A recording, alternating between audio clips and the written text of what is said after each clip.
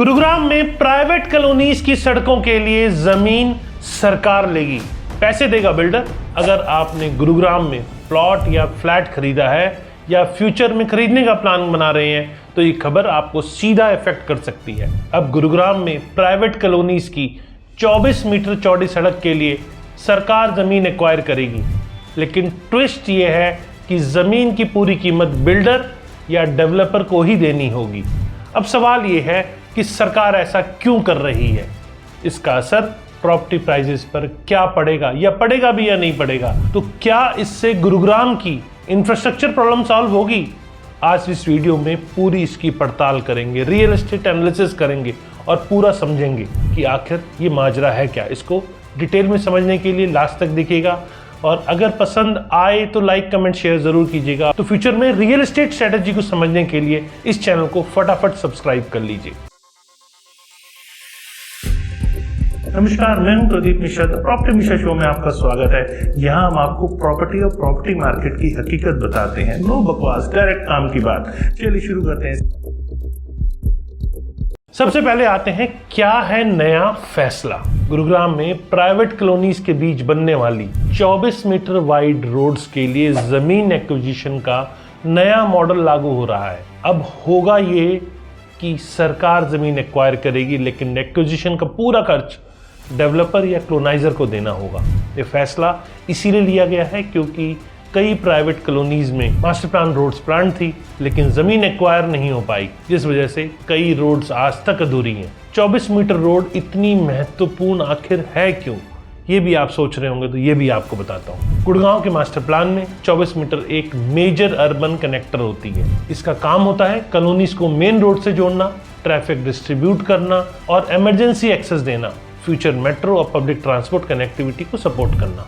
लेकिन रियलिटी ये है कि गुरुग्राम में कई सेक्टर्स में रोड मिसिंग है, कनेक्टिविटी टूट जाती है, ट्रैफिक बॉटलनेक बन जाते हैं और इसका सबसे बड़ा कारण है लैंड एक्विजिशन डिस्प्यूट। अभी तक समस्या क्या थी ये भी आपको बताता हूँ। पहले सिस्टम ये था कि डेवलपर कॉलोनी डेवलप कर देता था, लेकिन मास्टर प्लान रोड के लिए जमीन प्राइवेट फार्मर्स को देनी होती थी। सरकार को अलग से एक्विजिशन करना पड़ता था, लेकिन कई बार लैंड ओनर कंपनसेशन पर सहमत नहीं होते थे।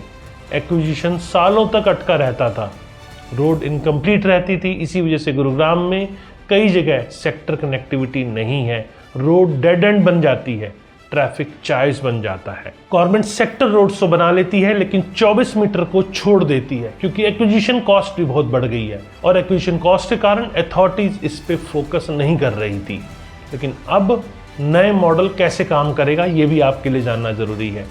इसमें सरकार लैंड एक्वायर करेगी, कंपनसेशन किसानों को दिया जाएगा, लेकिन पूरा पैसा डेवलपर से रिकवर किया जाएगा। यानी इंफ्रास्ट्रक्चर बनेगा, लेकिन कॉस्ट अल्टीमेटली डेवलपर बेयर करेगा। डेवलपर पर इसका क्या असर पड़ेगा ये भी आप सोच रहे होंगे। जी हाँ, इससे सीधा सीधा डेवलपर पर फाइनेंशियल बर्डन बढ़ेगा, क्योंकि अब बिल्डर्स को सिर्फ कॉलोनी डेवलप नहीं करनी होगी, बल्कि मास्टर प्लान रोड्स की cost, land acquisition cost, infrastructure charges भी इनडायरेक्टली पे करने होंगे। इसका मतलब प्रोजेक्ट कॉस्ट बढ़ सकती है। बायर्स के लिए भी इसका कहीं ना कहीं असर देखने को मिलेगा। जी हाँ, रियल एस्टेट का गोल्डन रूल जो है वो ये है कि डेवलपर का एक्स्ट्रा कॉस्ट अंत में बायर ही पे करता है। तो 3 पॉसिबल इम्पैक्ट हो सकते हैं।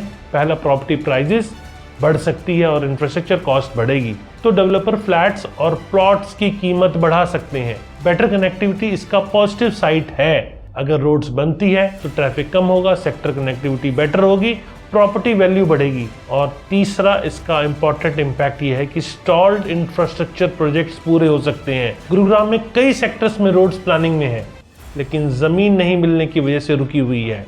ये पॉलिसी उन्हें फास्ट ट्रैक के अंदर ला सकती है।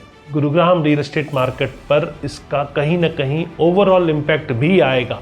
लॉन्ग टर्म पर्सपेक्टिव से देखें तो ये पॉलिसी गुरुग्राम के लिए बहुत फायदे का सौदा हो सकती है, क्योंकि गुरुग्राम की सबसे बड़ी समस्या ही है इंफ्रास्ट्रक्चर प्लानिंग और एग्जीक्यूशन का गैप। अगर मास्टर प्लान रोड्स प्रॉपर्ली बन जाते हैं तो सेक्टर्स बेटर कनेक्टेड होंगे, ट्रैवल टाइम कम होगा, न्यू एरिया ज़्यादा डेवलप होंगे और इससे रियल एस्टेट डिमांड ओवरऑल बढ़ेगी।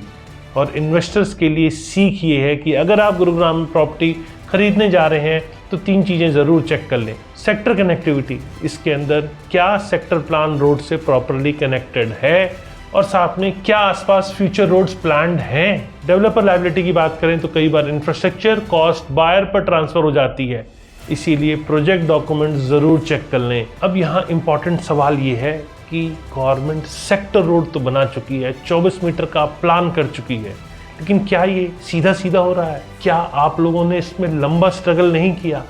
कई प्रोजेक्ट्स इसके कारण अटक गए, कई लोगों को कनेक्टिविटी रेंट पे लेनी पड़ी। पहले भी मैंने इसके ऊपर वीडियो बनाया और आप लोगों को जागरूक किया, सरकार को जागरूक किया, और इसके पीछे लगातार आप और हमें संघर्ष क्यों करना पड़ता है, क्यों आपको सड़कों पर उतरना पड़ता है। DXP-GDA का ये इनिशिएटिव मैं वाकई में काबिल तारीफ कहूँगा, जिसमें बहुत सारे लोगों ने भाग लिया और सरकार को जगाने की कोशिश की कि हमें 24 मीटर की रोड चाहिए। और ये 24 मीटर की रोड अब सरकार इस पे जो फैसला लेके आई है, मुझे लगता है कहीं ना कहीं इसका फ़ायदा होगा अगर अच्छे से इम्प्लीमेंटेशन की जाए तो। और एक्विजिशन का ये नया मॉडल शायद पहली नज़र में डेवलपर के लिए कॉस्टली लगे, लेकिन लॉन्ग टर्म में ये इंफ्रास्ट्रक्चर इंप्रूव करेगा, कनेक्टिविटी बढ़ाएगा और रियल एस्टेट वैल्यू भी बढ़ा सकता है। लेकिन याद रखिए, रियल एस्टेट में लोकेशन जितनी इंपॉर्टेंट है उतना ही इंपॉर्टेंट है इंफ्रास्ट्रक्चर प्लानिंग, और गुरुग्राम की फ्यूचर ग्रोथ इसी इंफ्रास्ट्रक्चर पे डिपेंड है। अगर आप चाहते हैं दिल्ली NCR रियल एस्टेट की ऐसी हिडन पॉलिसीज, इंफ्रास्ट्रक्चर प्रोजेक्ट्स और इन्वेस्टमेंट इनसाइट समझाता रहूँ आपको, तो वीडियो को लाइक करें, चैनल को सब्सक्राइब ज़रूर करें, क्योंकि हम न्यूज़ नहीं रियल एस्टेट की असली स्ट्रेटजी समझाते हैं। नमस्कार और जय हिंद।